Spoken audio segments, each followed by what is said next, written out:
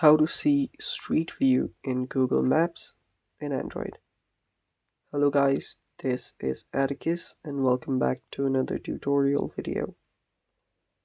In today's video, I'll teach you how you can see Street View in Google Maps in Android.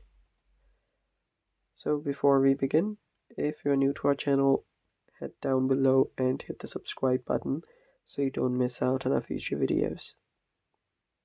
Also, press the bell icon so you get notified for when we release our new video. Now let's dive right in. So to see Street View in Google Maps, it's pretty simple. Locate your Google Maps and then open it up.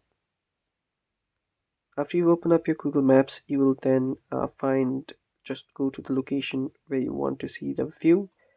And after you're there, you will need to, let me just go to maybe the US. So let's just search for a place here where you want to do Street View at.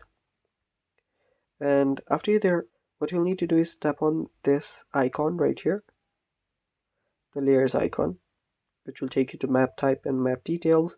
So select Street View from map details. After you do that, now all you have to do is go to a place where you want, then tap on anywhere on the street, and it will take you to the Street View. And there you can see. Now you can move around here by tapping on the arrows that you see, and you will be able to move.